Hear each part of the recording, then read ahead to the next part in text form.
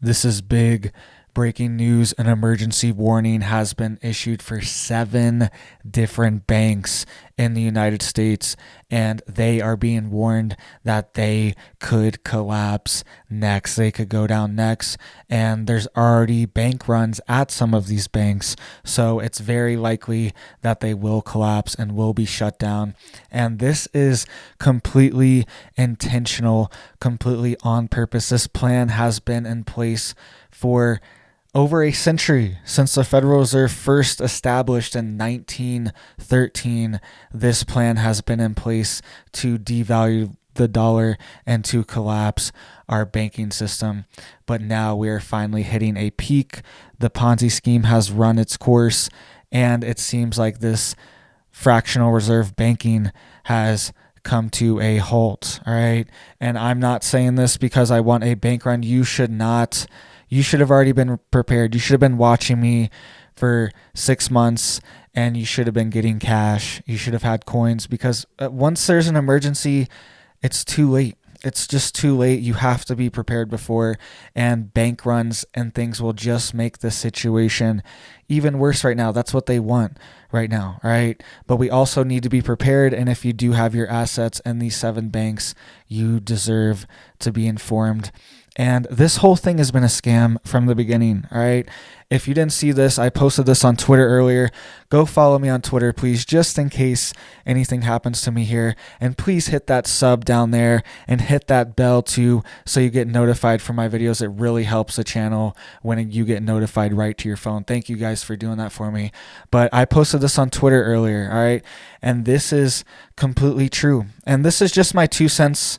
All right, this is how I feel that is what's true, is what's happening, but I could be wrong. All right, the economy is very complex, and macroeconomics are very complex, and this could be wrong, but this is my theory of what's happening. All right, so since 2020, half of all the dollars in existence have been printed. Okay, and this caused massive inflation. We shut down all the businesses in the country. All the small businesses were shut down, all right? And all the big businesses like Walmart and Amazon doubled, tripled their profits. Kind of sounds a little familiar now. The small banks are going to get shut down, and everyone is going to consolidate. Look at this, all right? Look at this article. We'll get to that. Back to that in just a second, and then we will get to these 7 banks in just a second too. But this is what they want to do. They want to collapse all the smaller banks, so all the money's in these larger banks, and they can implement their agenda. All right, all these massive banks are on board with the central digital currency, and they can't implement it if there's thousands and thousands of banks all over the country and the money's all spread out. But if it's in these few mega banks, they can do it. They can implement their agenda. And this is happening right now. All the money is being siphoned out of small banks because people are worried about their security and entering these large banks. Okay. This is exactly what they want. That's what I was saying. We don't want a bank run. All right. A bank run is going to cause things to be even worse right now. The only solution to this is just to be prepared in advance. I'm sorry to say that, but it's really true at this point. But let's get back to this. So they printed over half. It's actually more like 80%. There's estimates that 80% of all US dollars in circulation have been printed in the past 3 years. All right. So there was dollars printed all the way from our existence until 2020. And then all the dollars on top of that, 80% of them now in circulation have been printed in the past 3 years. Okay, this is massive. And then we had massive inflation hit. All the businesses were shut down, and then the feds raised interest rates. All right, and once they did this to fight the inflation, once they did this caused a liquidity problem, because interest rates are directly tied to loans, and people are getting less and less loans. They are applying for less loans, less mortgage applications. Home values are going down. Asset values are going down because people can't get loans to buy. They can't get as high as loans either because they're paying interest. They're paying more money in interest instead of paying to the seller. And this causes asset values to go down. And when there's less loans, there's a massive liquidity problem. All right. And look at this chart for fractional reserve banking. They can turn a $100,000 deposit into a $90,000 loan. And then someone else deposits that $90,000 loan into another bank. And then they use that $90,000 loan that's in a new bank to create another loan for $80,000. And then somebody puts that $80,000 in another bank, and then that bank uses that $80,000 in that bank to create another loan, and so on until they can take $100,000 and turn it into $1 million, or essentially however much they want, as long as there's new debt being created. This is a debt-based system, and this is the problem with fractional reserve banking. It creates all this excess money that's just based on debt, right? This cycle of debt. And so when interest rates go up, loans go down, and this debt cycle is not happening as much or as fast, and there's less money being created in the banking systems, and this creates a liquidity crisis. There's less money in the banks that they can give to people. People realize there's a bank run, and then the cycle continues, and then they print even more money, and then they say, don't worry, we will bail everyone out. We will print all of this money again. That should already be there. And then the cycle repeats, and then we print all this money, and then there's more inflation, and then they have to raise rates, and then there's less loans and less mortgages. You see how this is a cycle they have created, and this has been going on for over a century now, but we are really reaching a point where it's becoming unsustainable. So you can see here one of the top credit reporting agencies in the world, Moody's, is now cutting the outlook for the U.S. banking system to negative, citing, quote, rapidly deteriorating operating environment. This is huge that Moody's is doing this. They're a credit rating agency, and they essentially say, hey, you have A plus credit, or you have B credit, or you have junk credit. They kind of establish the status quo for companies, organizations, even countries on their credit report. All right. It's like they are the ones that give the credit score to companies and countries and bonds. Okay. They almost give them a credit score like we have individual credit scores, and they are giving the U.S. credit score as negative right now. They just updated it, and they're saying a rapidly deteriorating operating environment is the cause. And Moody's is also predicting a, quote, downgrade for 6 banks, and there's also another bank that's on the verge of collapse too. So there's 7 banks that are on the verge of collapse, and Moody's alone is warning of 6 different ones that could collapse at any moment. This is very serious that Moody's is coming out and saying this. This is essentially a quasi-government organization coming out, and honestly, they should have done this before the collapse to actually warn people. That's supposed to be their job and their duty, but they're coming out now, and you can bet this is going to cause a rippling effect. This is already happening with Silicon Valley Bank. All of the thousands of companies that had money inside of there, they can't pay their employees now. Etsy, the website that people can sell their goods on, all right, they're already saying that they are not going to be able to pay the sellers, even though the transaction's already complete. That money went to Silicon Valley Bank, and then it goes back out at the end of the month, and they are not able to get it back out. And there are thousands of companies like this that have their money tied up in these banks and aren't able to pay people, and that's going to create a ripple in the economy. Then those people can't pay their rent, they can't pay their mortgage, they can't pay their bills, they can't buy anything. Then all of these other companies that depend on that money as well aren't getting their money, and it's going to create this massive rippling effect through the U.S. economy. So this is only the beginning of what is coming next, and they did it, right? They implemented this agenda on purpose. It's been in full high gear since 2020, right? That's when they started going crazy with the money printing. They started messing with our economy. They started shutting things down, and they messed with this cycle. Our economy depends on this closed loop cycle of essentially creating money out of nothing. This is how we do it with fractional reserve banking. and they really messed it up by printing trillions and trillions and trillions of dollars at the same time they shut down our economy. Let's get into these 6 banks here that Moody's is warning could collapse very soon, and they're going to downgrade them.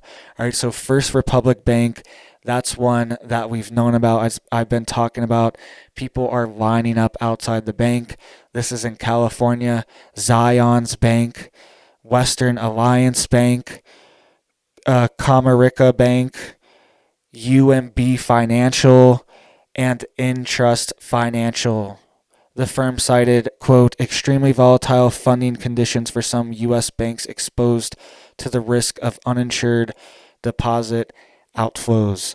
So this is very serious, and they're saying they downgraded the Signature Bank, the one that the Feds just closed Sunday night, to junk territory, and they're saying they might downgrade these 6 other banks to junk territory as well.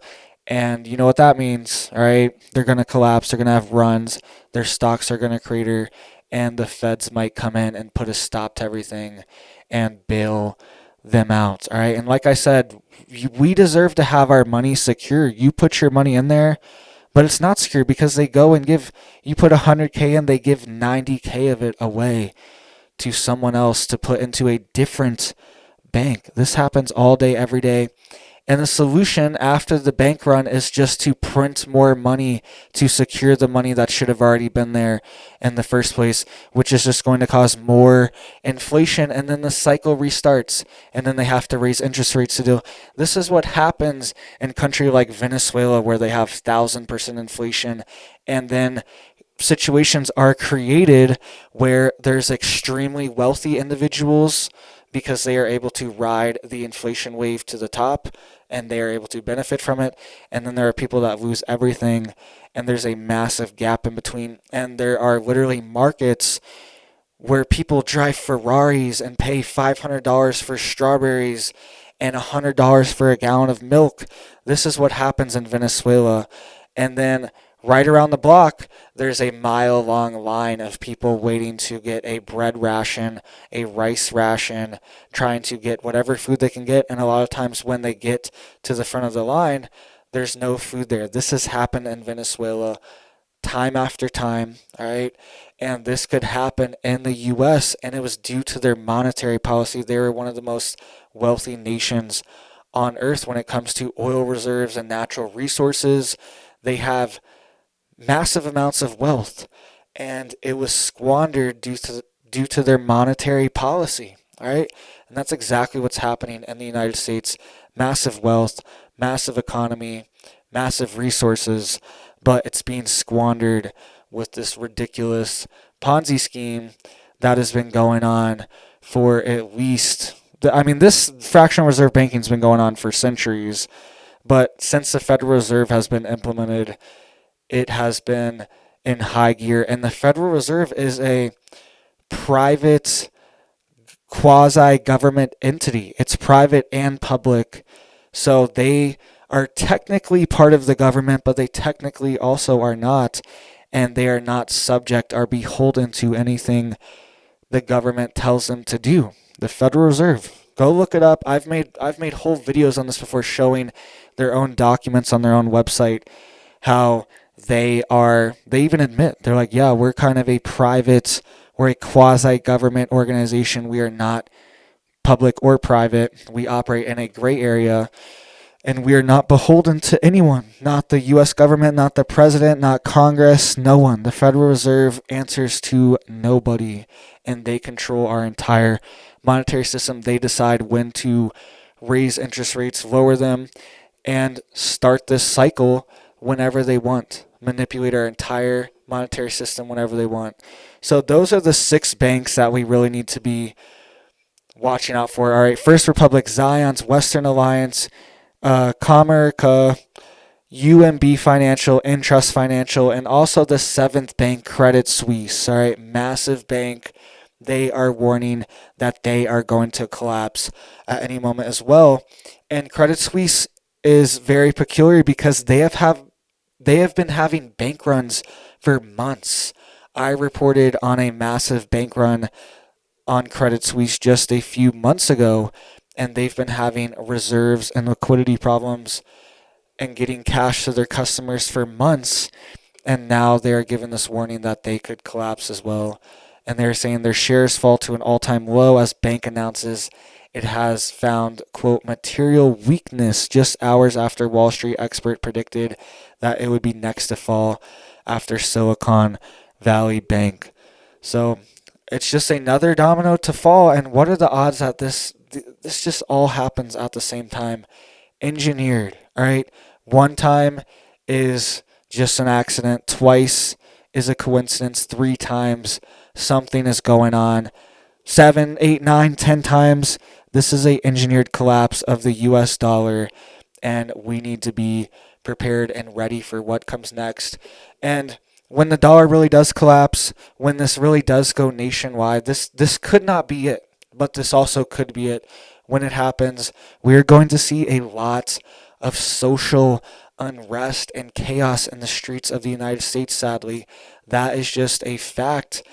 It already happens in the U.S. all the time over very, just in comparison events to this, in comparison to a society-wide banking collapse, the events are not as big, all right? This is a massive society-wide event and collapse, and this would affect everyone, and we would see chaos on the streets. We'd see looting like we've never seen before. We'd see buildings being burned. All this stuff would be happening, but it'd be nationwide. And then what would we do?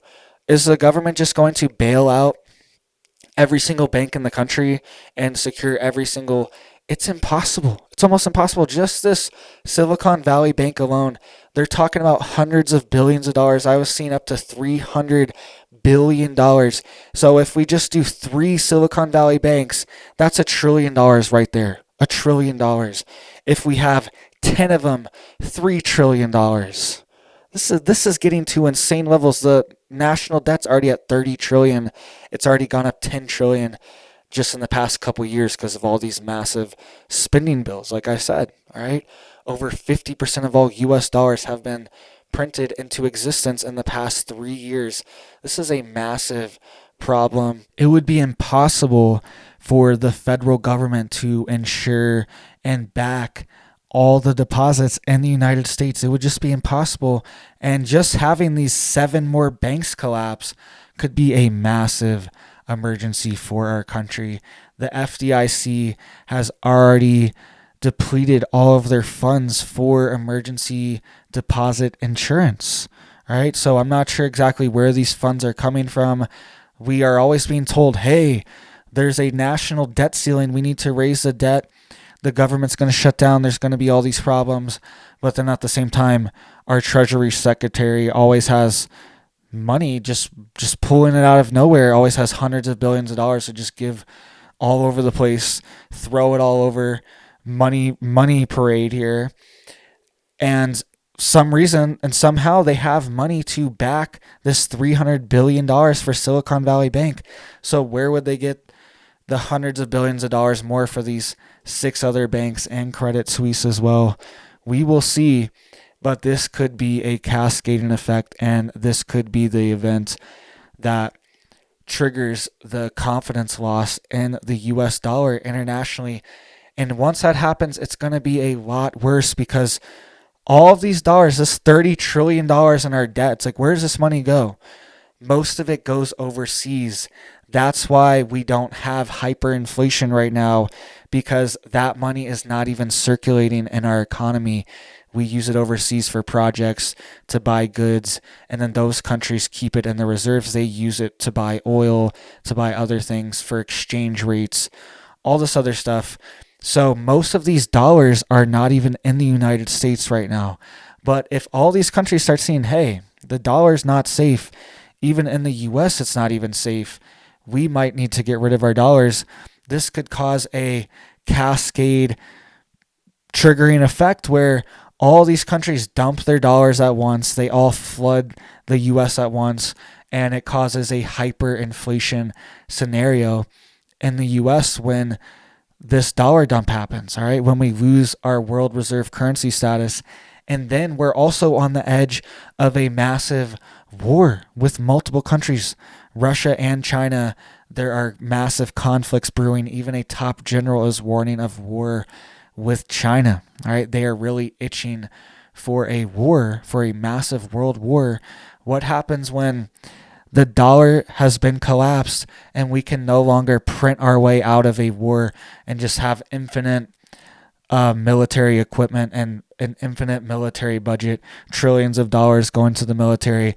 Think about this Pentagon black budget of trillions of dollars where they just don't even know where it went. All right, this report came out just a few months ago and they're like, it's like $6 trillion just disappeared from the Pentagon over the last 20 years. And we don't know what happened to it. And it's completely gone. It's unaccounted for.